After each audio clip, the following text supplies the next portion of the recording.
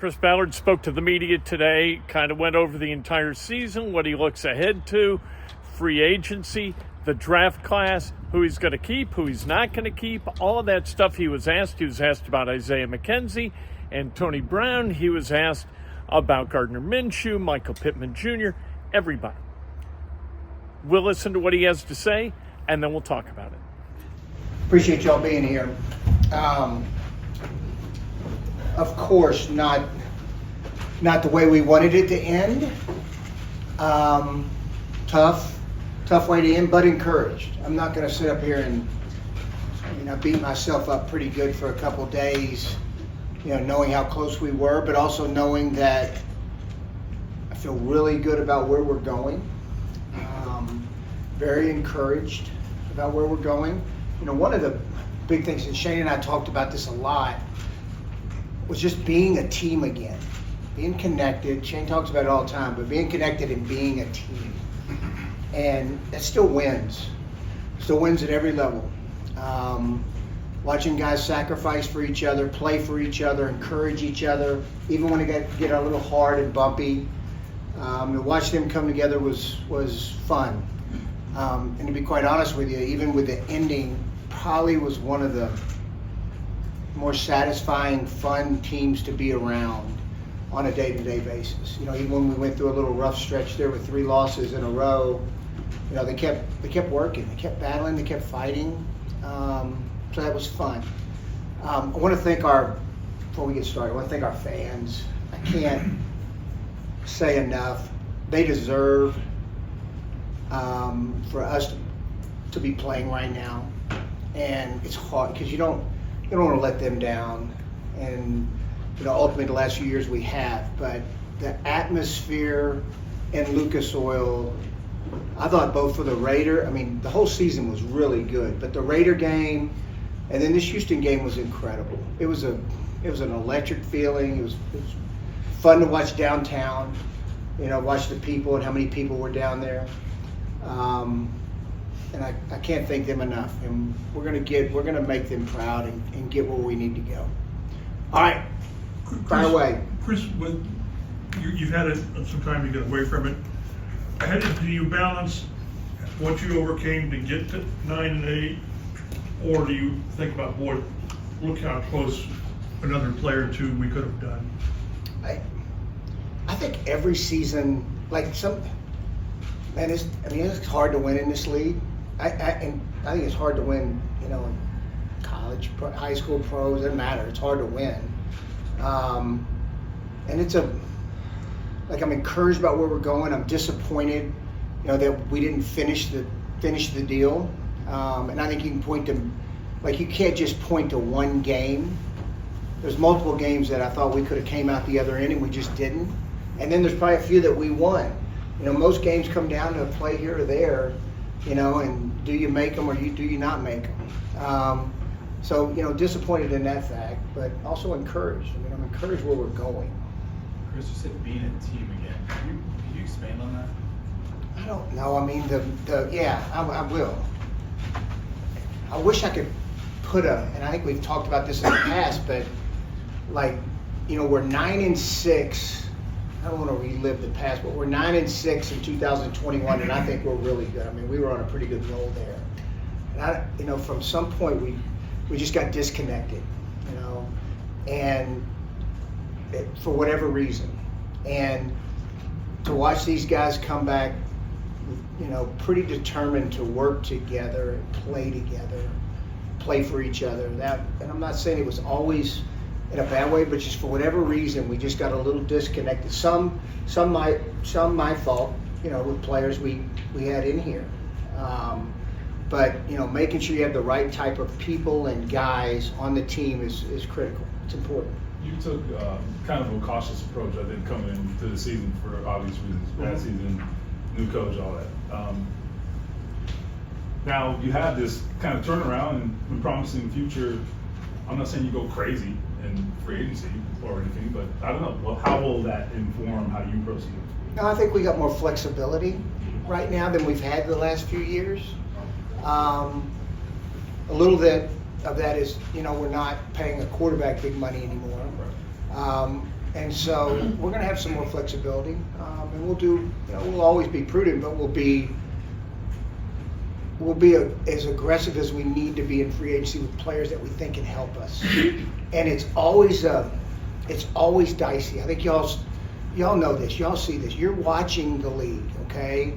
And with free agency, it's not just about it's the fit of the player into the locker room. And then, whatever you're paying that player that he can earn and is worth the amount of money you're paying him. So it's a fine line.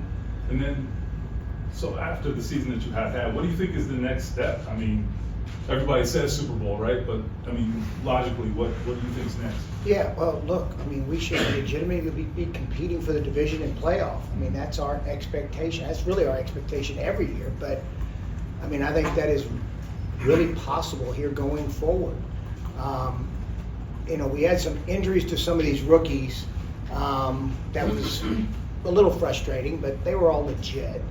But we got a lot of young players playing time, and that's a good thing. And even with Anthony, because I know we're going to get into Anthony, even with the injury to Anthony, like we don't know yet, but we're encouraged about what we saw. Let's don't crown him. Let's don't stamp him yet. I mean, we're not there, right? We got a lot of work to do, and he has a lot of work to do. But it's encouraging. I think when he was playing, I think we were like 10th in explosive plays, and it's an area that I think on both sides of the ball we need to improve. We have to get more explosive on offense, and we have to be able to, eliminate the explosives on defense. But I think we're in the top 10 of the league when Anthony was playing. Just expanding on that, what did you learn about Anthony, the player, the person, the leader, just in your time around him this year? He's a good young man who has a lot to learn. But here's what's good about him. Very humble, and he has empathy for other people. He cares deeply about being the best player he can be, and he cares deeply about his teammates. And he will work. And he's very gifted. I'm going to tell you one of the things that really surprised me of Anthony, because I was concerned about it. But this guy's a passer. I mean, I think you all put him into we all kind of, because here's this big talented athlete. I mean, this guy's a legitimate passer. And I believe that. And I think he's going to continue to get better and improve the more he plays. But this guy Anthony can play from the pocket and throw the ball accurately. Guy just needs to play. I think sitting, it's unfortunate, but there's always a little light. And I think sitting, the ability to be able to sit and watch is going to be beneficial for him going forward. What's the balance of him being able to have someone play in the pocket, but also knowing he's explosive because of some of the running stuff too, and having to protect himself? And I guess to add on to that, he wasn't reckless from what we saw. So how do you balance that? It's a tough balance because you don't want to take away. It was a little like this with Andrew, where I tell Andrew, instinctively when you get in a game, you react to whatever your instincts take you to. So to tell him, hey, look, you got to get down or you got to get out of bounds. Andrew would always tell me, Chris, my instincts and my competitive nature just takes over. And I think the same thing happens with, Anthony. I don't think Anthony's reckless by any stretch. I didn't think Andrew was either. I didn't think they're competitive. But learning when to get out of bounds, when to get down versus when to go for it. Those are going to be things he's just going to have to learn. It's almost, and I think he learned versus Houston going in the end zone, on the one touchdown run, where he just relaxed for just a hair. And then next thing you know, he took a big shot going into the crossing the goal line. So those are things that, he's just having to learn. Like in college, he could probably get away with that. He can't get away with that at this level. The guys are too big and fast. And, until he crosses the goal line, they're going to strike. So it's just a learning curve with him. So, Chris, it seems like there's some stability here for us. You got your head coach, you got your quarterback in place for the future. For you as the GM, how much does that excite you? How much they kind of take some weight off your shoulders as you move ahead and try to, to get this team to the playoffs? Well, I mean, much different tone when we were sitting here a year ago and we didn't have either one of them. Look, let's talk about Shane.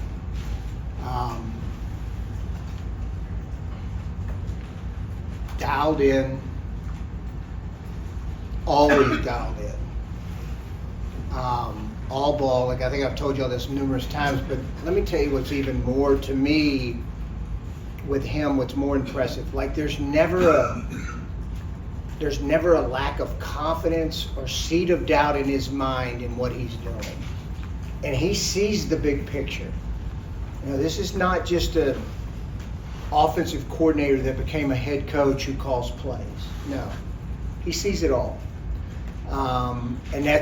And that's an impressive thing. Even after games, we go in and we're both emotional, but he's always got such great recall about what happened in all three phases and what we need to fix.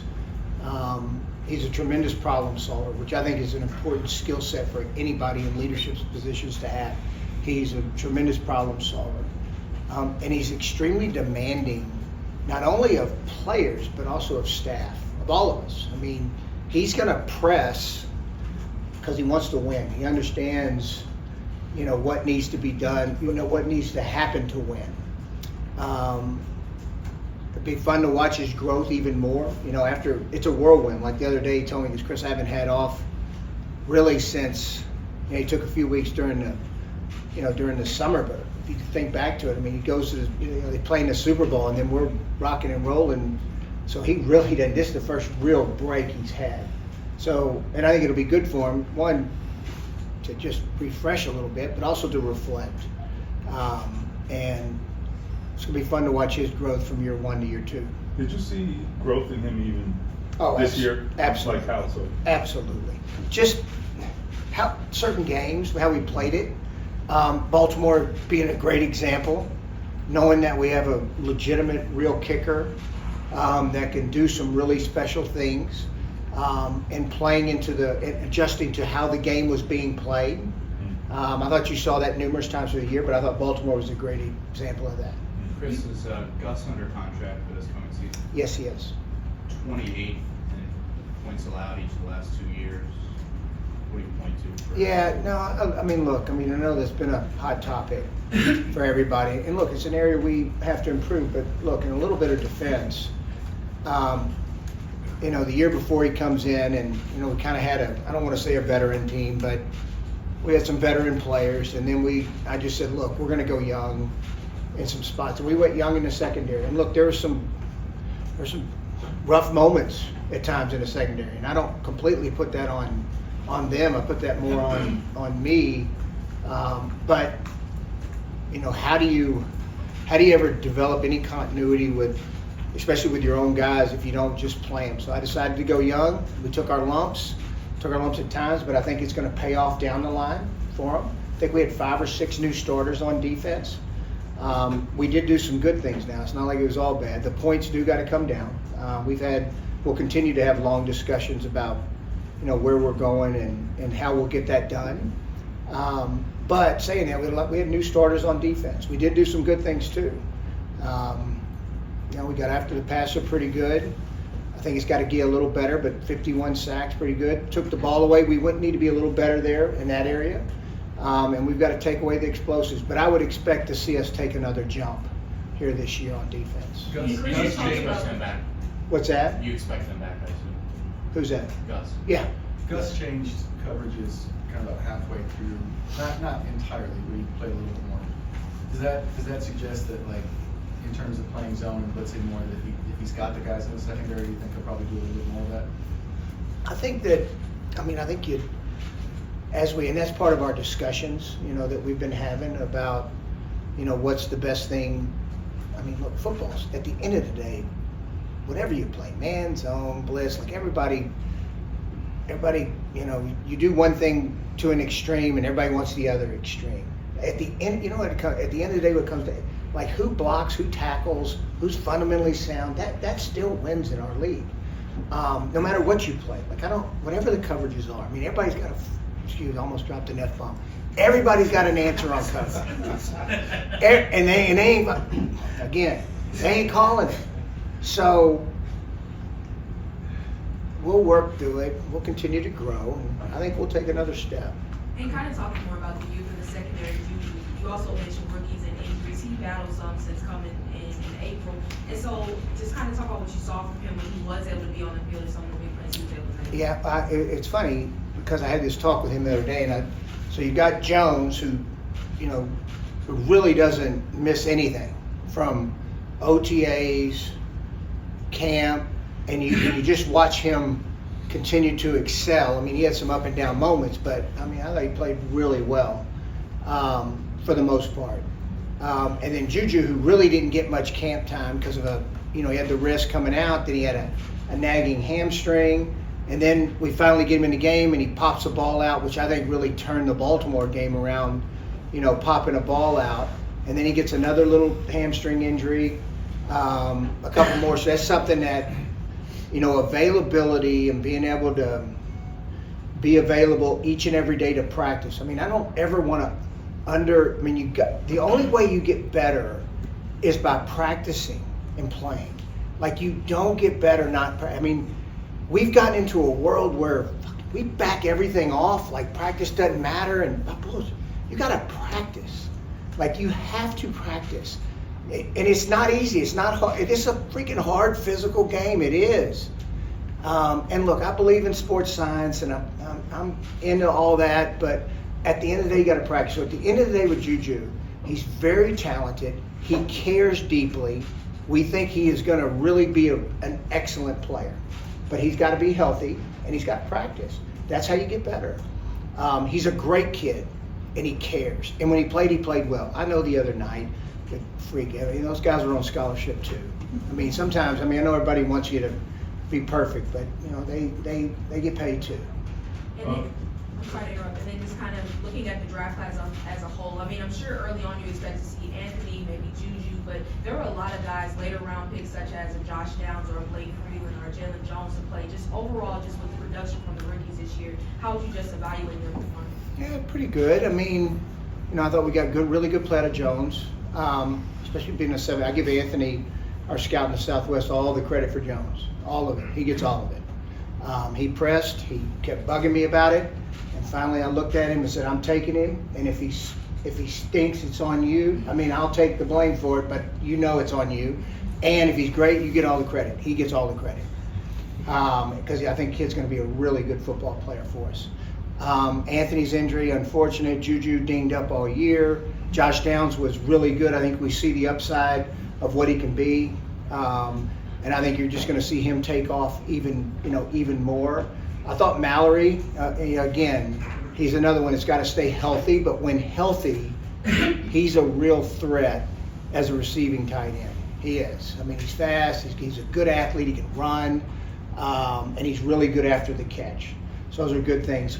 One of the Scott, we were really excited about Scott. He tears his ACL during OTAs. Let me tell you about him. He did not miss one day of practice. I don't know if I've ever been around a kid that just every day in the same spot, paying attention, dialing in mentally, every single day from training camp to the end of the year. The kid didn't miss a day. So getting him back, will be good for our back. He's smart. He's athletic. We really like what we saw. The limited time we had him. How did you see Blake Freeland hold up? How did you see Blake? I was ready in here. Blake got it's a little like Raymond last year where he got fired into he got put in the fire, and he's got to get stronger. He knows it, but let me tell you what he didn't do. There never was and there was a couple games. Look, he had tough duty. Oh shoot! I don't care who the tackle is when you're lining up against Myles Garrett. That's not an easy. It doesn't matter. But there never was the look of doubt or despair in his eye. And that's an encouraging thing. he will get better, and he will continue to grow, and it'll be fun to watch him, this offseason. I know you love Pitt. Yep. But there's also the business component. Yep. What can you say about that front, that you feel comfortable saying? Care deeply about him, and him and I we have a really good relationship. It's an honest one, almost too honest, I think sometimes. But that's what I love about him. I mean, guy's competitive, he's tough, he cares, he wants to win. I mean, look, we're going to work to get him back. We'll work through that. We got I know we're going to have a few free agents you're all going to want to talk about, and I'm probably going to give you the same answer. Would like to have them all back, but it didn't work that way. It's just the nature of what we do. But Pitt's a good football player for us, and hopefully he still remains a Colt. Chris, last year you kept the same 5 offensive linemen as the starters for the back half of the year. What did you see out of that group, and specifically with Tony Soprano Jr. kind of bringing that group together? Yeah, I mean, I think I said this last year where, as we were, sometimes you get blinded by, the wins and losses, and you're not really paying attention. But I thought that group played better the back half of the year last year. And then I think Tony did a tremendous job. And look, he had we had injuries, and he had to really be flexible and get those other guys ready to play. But pleased with where they're at and where they're going. And I thought I thought Bernard took a really good step, and I think it's going to continue to get better. The more he plays. I thought Quentin played really well this year. Back to being who we all think and know who he is. Thought Ryan Kelly, he had a little injury there, mid-season, but he came back and competed well. I thought Will Fries played really solid football all the way through. And then, Braden, Braden's important to our football team. When he doesn't play it, it hurts us. He's he had some issues with his knee that, he'll work through, but he's an important part of he's an important piece. And then with the rotational backups, when Freeland had to play and when Wesley French had to come in and play, I thought Tony and the offensive staff did a really good job adjusting and getting that group to go. Chris, how does those 2 guys, Jones and Brents, started somewhat because they had to, are they your guys going forward? You believe competition, but are those the guys that you're going to bring in to compete with them, or are any of those jobs open that you're trying to replace? No, those are 2 talented kids, and they're young men, and we'll always add competition. Getting Dallas, Dallas, unfortunately, we thought he was playing pretty good. He had the Achilles, but getting Dallas Flowers back will be big, and then we'll continue. We'll add fuel. We'll add some competition to it, and they'll always compete. We'll have to compete. There's no given job, so they'll have to compete. But I'll tell you this: I'm excited about both of them. Chris, you talked about bringing in high character guys this season. These guys will come together. There were some issues on this team. Mm-hmm. So how do you, square it out? You can't see the future of what a guy might do, but how do you square that when you have 7 guys get suspended and 1 on exempt list? People make mistakes, and look, I think sometimes we forget that. Guys make mistakes. They get punished for it. And look, I'm not going to sit here and act like we're just perfect. There's a personal character and football character, 2 different separate things. Guys that love to play, versus how, they behave off the field and treat people. Now, look, we want them both great. We do. And we've been pretty good about it. But guys, it was just one of those years. Guys made some mistakes. They had to pay the price for it, and we moved forward. Second chances are okay in life, and I think even the guys that were here and what happened to them, I don't think any of you would categorize any of them as bad character guys. They made mistakes. Chris, is Drew being back then? What's that? Do you anticipate Drew remaining a member of this team going? Yeah, I'm not going to comment on Drew's on the exempt list right now. We'll let the legal process let that one play out. Chris, a year ago you sat up here and talked about how you needed to evolve in some ways. But just looking back at the past year, what were some of the ways you challenged yourself to grow, and how do you think that went? Yeah, no, and you're constantly challenging yourself. Just being more open-minded to doing ways of, player acquisition, different types of players, open-minded with my staff, being a better listener. I mean, all those things that I thought I really failed at in 2022. Not being as reactionary in the moment. Ignore game day. That's just is what it is for 3 hours. That's just who I am. I suck. I stink on game day. But after that's over, being able to make, like I'm obsessed with decision making right now, and that's one of the things I really thought about. Like when you, because we all have these biases, everybody. Being aware of what your biases are when you're making decisions. I think I said it last year, it was the start of it, but don't ever start with an end in mind, okay? Because that's what we do. Y'all do it all the time when you write. I mean, it's a natural, we all do it. You start with an end in mind and really keep it an open mind and let things play out. I really believe helps make better decisions in the long run. Chris, how does building with a rookie contract quarterback change things for you, if at all? No, it opens the world up a little bit more, financially, which is a good thing here going forward. And has Shane influenced your roster building approach at all? We agree of course, like if a golden nugget sits in our face, of course we're gonna do it. But we both agree that the fronts are important, and how to build it, and those will always be priorities for both of us. But in terms of free agency, I think we agree. We're not going to be, reckless. I think you can look around the league and see reckless. We're not going to be reckless. We'll be smart. And if an opportunity presents itself to get a difference maker, we'll do it. But it's got to. Usually those different if you just look across the league, how many of them actually hit the market? Think of it. I know y'all all write about it and say got to get, but how many of them actually hit the market? There's a reason. Usually they're hitting the market.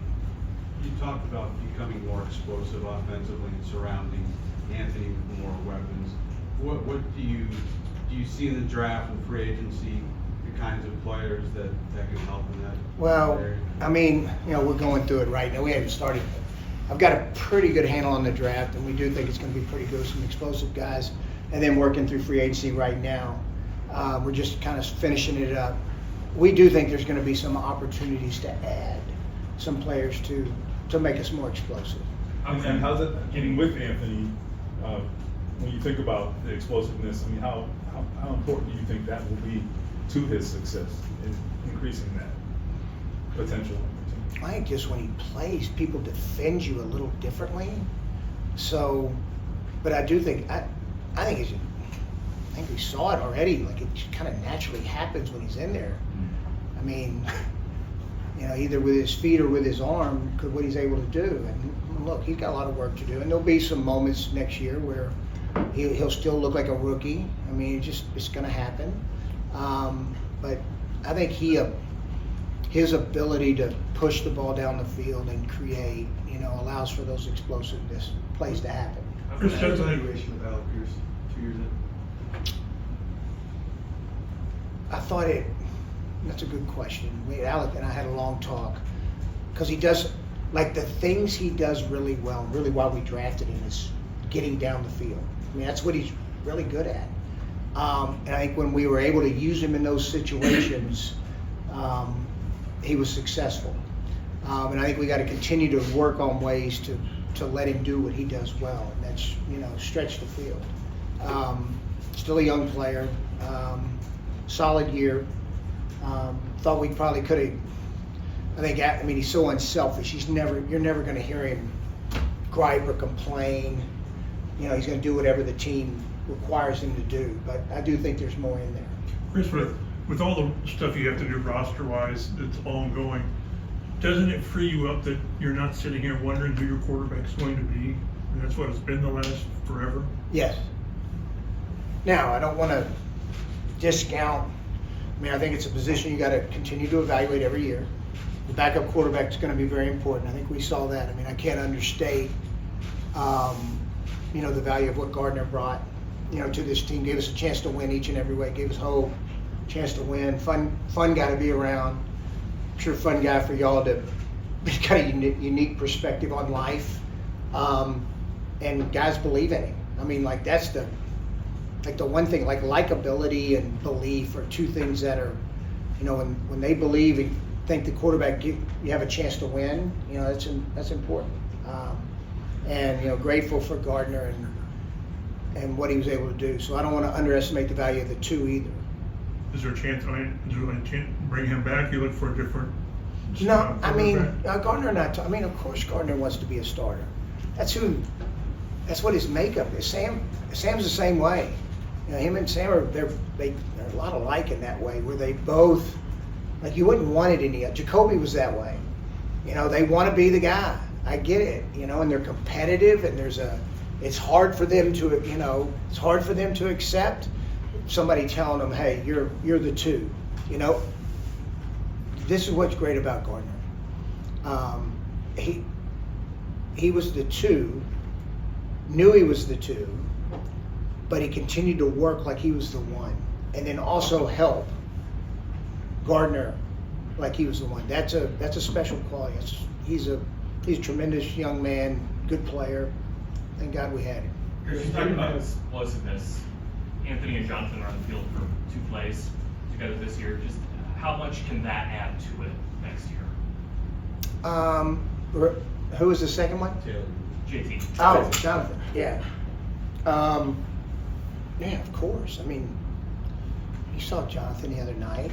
I mean, yeah, the more guys you have that can create those kind of explosive plays. You saw what Anthony did when he was able to. I mean, it changes the dynamics of how people defend you. With Jonathan, what in your eyes changed from kind of last time we sat here to getting the extension done? I think calmer heads, him getting healthy. Like he was hurt. Like I still don't understand. Guy was hurt. He was hurt.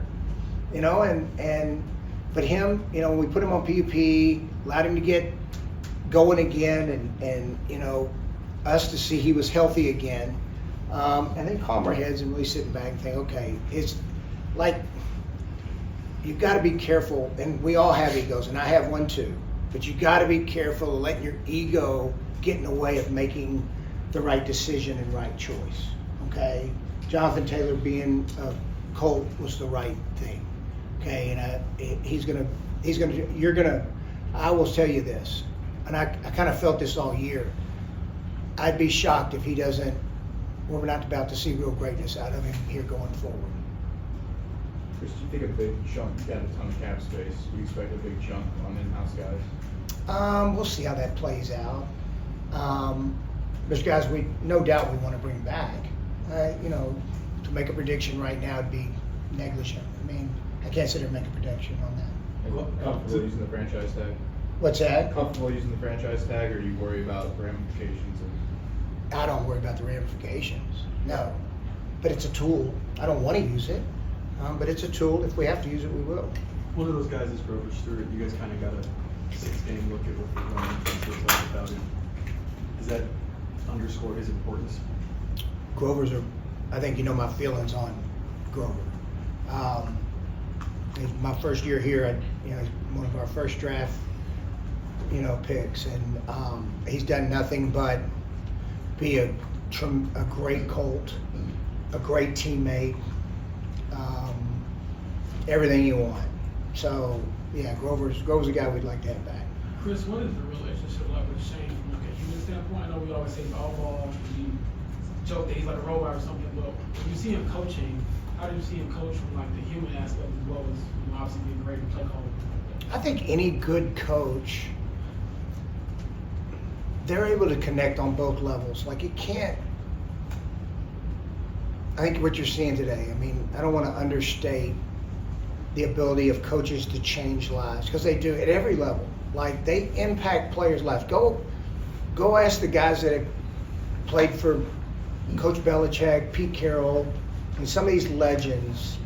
And yes, it was football, and yes, they won a lot of games, but they also gave them direction in life with the things they teach them on a daily basis. And Shane, I think, has a great message, not only, about what helps you, because like the skill set you learn in football, things we do in this game, it applies to life. It does.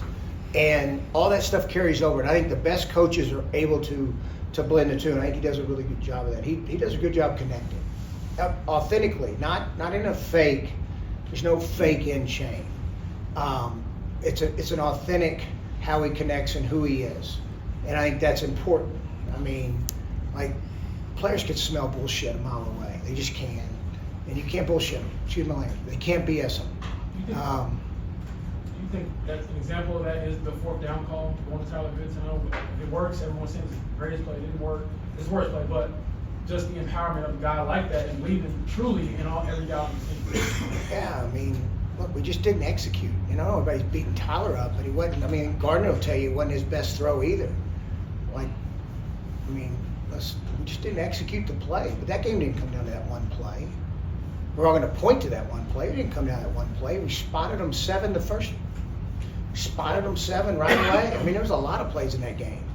Freaking Stroud made some freaking incredible plays in that game. So, not the one play. And Shane's not. We're a lot like he's not going to blame others for. And he's going to depend on who we have on the roster to make plays. I didn't hear anybody bitching about Goodson against Pittsburgh. I think he caught the same ball on the same exact play down the sideline. Better ball. I didn't hear anybody bitching in that game. It happened. We didn't execute. Chris, how do you look at Quiddy Pay 3 years in? So good, better. I mean, excellent versus the run. I think he has high sack total this year. He's got some stuff he's got to work on rushing the passer, but good. He's a good football player. I thought our front played really well. I thought our D-line played pretty good football. Will you pick up his 5th-year option? Oh, come on now. You know I'm not going to answer that. It's a big question. Chris, another player you did have to make a decision on this season was Shaquille Leonard. Just what can you share about the steps that led you to decide to release him at midseason? Yeah, that sucked. That was hard. I love him. He knows it. I got a lot of respect for Darius. I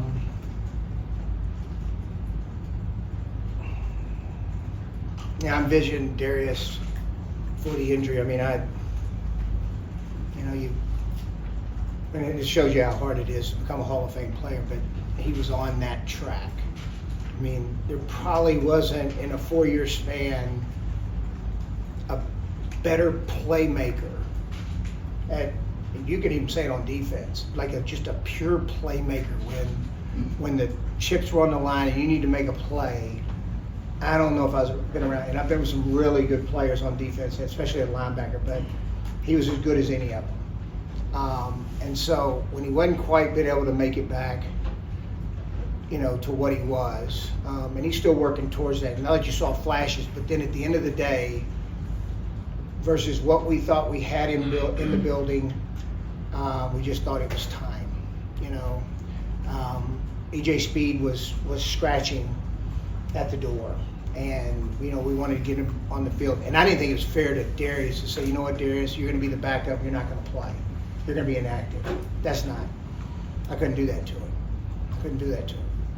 Chris, is there anything that you can add about Jim Irsay's situation? No, other than other than he's stable and they're working through it. Chris, I know you mentioned explosive plays. Where else do you see areas to improve either side of the ball? I think always fundamentally, I thought we got a little, the game and at the end of the Houston, there's a couple, we get the sack and then it's 2nd and 20 and we play zone coverage, we miss a tackle.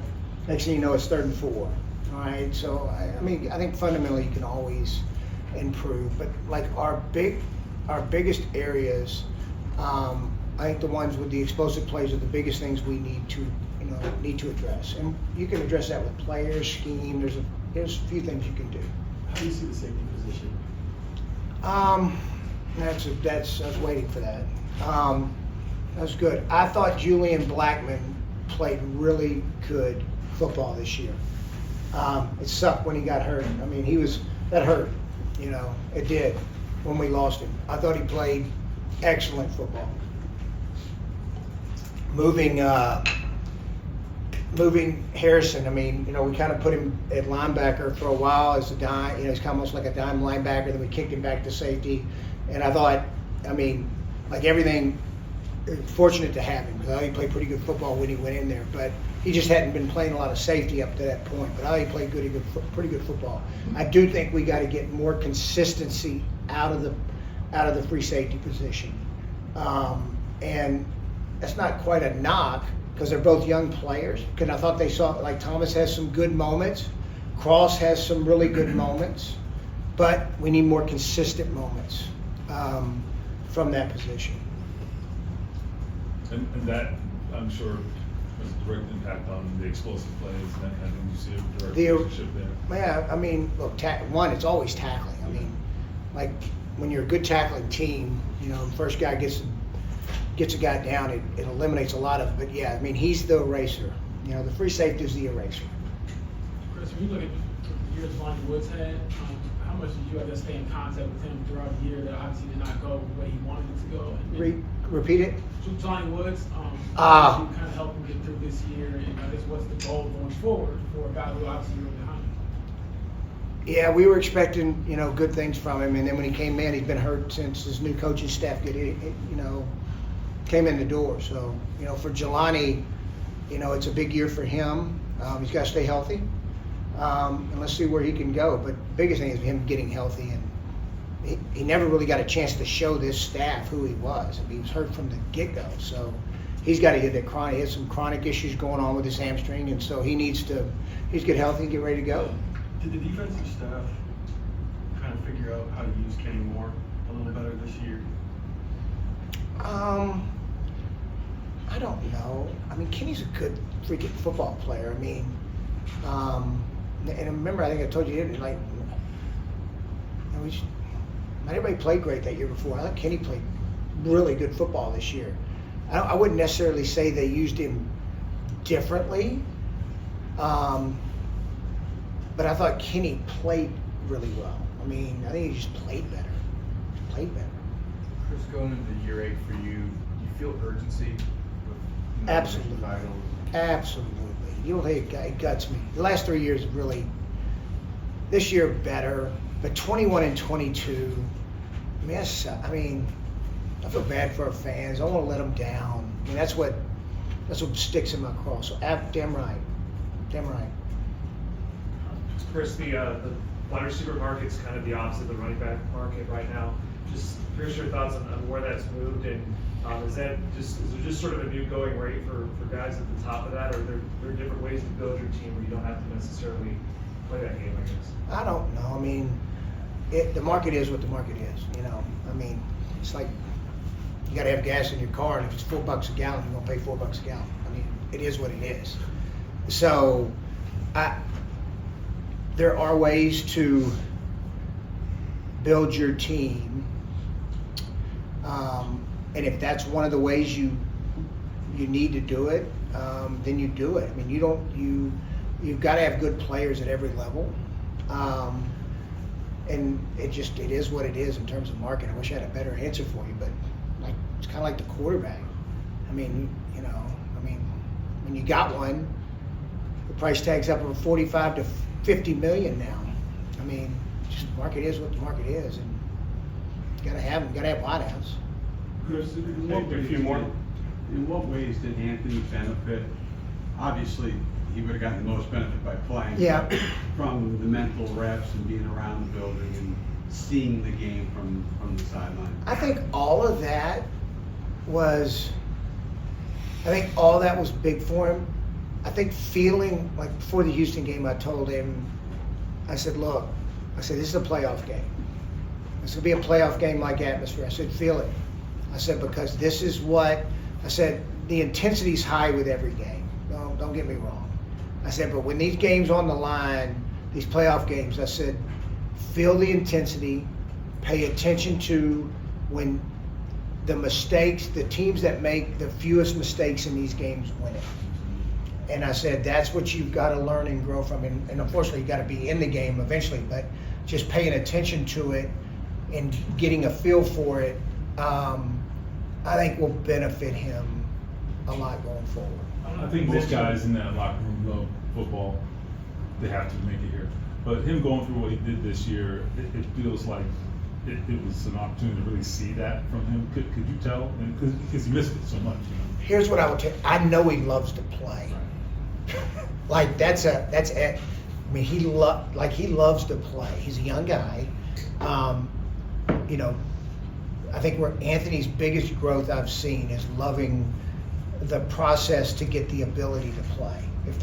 If you understand that, like it can't be about just Sunday.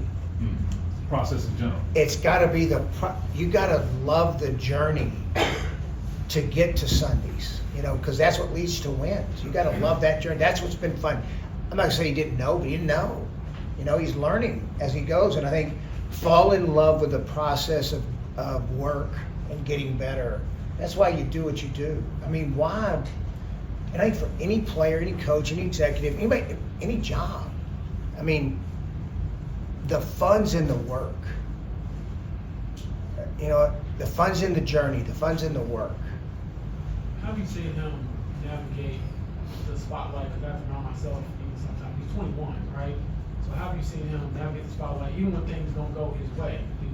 If you see this drought right now, you're on top of the world. If you're him, you're like, kind of left out the park. He's got a good, humble nature about him. The spotlight's a tough thing to navigate. It is. You know, and I've always said, you know, they're going to write a lot of great things about you that probably aren't true, and they're going to write a bunch of shit about you that ain't true. It's usually somewhere in the middle. Being able to balance your ego, to be able to understand that even when it's as good as it can be, that there's still a long fall if you don't handle it right. And then also when it gets really hard, knowing it's not the end of the world. He's got a great way about him. He's got a really good, humble spirit, which I appreciate. And there's never been a point where I thought, man, you know, sometimes this happens, but you don't have any arrogance about him. A lot similar to Andrew in that way. Andrew was that way. You know, Andrew, remember I used to tell y'all, Andrew wanted to be one of the 53.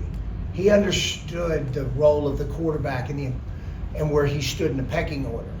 But he wanted to be one of the 53, and I see a lot of that with Anthony. That's a good thing. You mentioned at the beginning having a legitimate kicker. Matt kind of had some issues there in the back half. How do you guys view that? And how do you view the special teams as a whole? Yeah, so Matt, no, I'm glad we have Matt.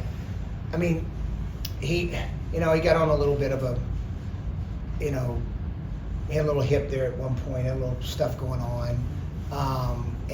But no, happy to have him. You know, he was unbelievable early. Got into a little bit of I wouldn't say a rut, you know, but I think his expectations are to never miss.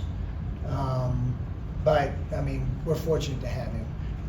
Good and bad moments on teams. You know, I think we'll continue to grow in that area. I mean, the Tennessee game, they win it. We did some other some really good things, and then, you know, some things I think we need to get better at. And I can help him with personnel too. I mean, that's don't blame it all on them. There's some areas that I think we can help them with also. We had a lot of new players on special teams now, and that's not. I mean, some younger guys, especially on really what special teams boils down to today: punt return, field goal block. I mean, kickoff return, yes, but the new rule that was in place pretty much eliminated. I don't know what the end result was, but I just off the top of my head, I'm guessing less than 20% returns. Just guessing. I don't know the answer to that. I'm sure Twitter will give a reply. Rigo priority to bring back. I think a lot of Rigo had a good year. Thought he started off a little slow, but then once he got going, he was Rigo. He's good. No touchbacks. Yeah, I know. Pretty special guy. Pretty neat guy. And don't underestimate his ability to hold. Like, I think that's one of the more underrated skills. He's excellent as a holder. Excellent. I see that Tony were suspended the last game of the season, kind of detrimental to the team. What was that decision? Whose decision was it? Was it yours? Was it Shane's? Or was it Organizationally. They made a mistake, paid for the mistake, we move forward. Any surgeries for your injured guys, Julian, Braden, Right now, JT? no, but I think we'll have more decision next week. I don't think Julian, Braden 50-50, I'm not quite sure where we're gonna go with that, but next week we'll have more. That'll be a combine question. We gotta have something to answer at the combine. I mean, ask them all here, and then we're gonna go, always ask Matt, do I have to do the combine? Yes, you have to do the combine. Why? I'm gonna get the same questions. Oh, well, you gotta do it. All right. That's how you can spend all right, we good? No Is that quarterback it? questions, though. Now, hold on now. No- Are you no sure? quarterback Save them up, save them for the combine so we can have more at the combine. Go ahead. You seem to be in a very good mood. questions. 'Cause it's not talking If about you quarterback. should have been in the office on Sunday.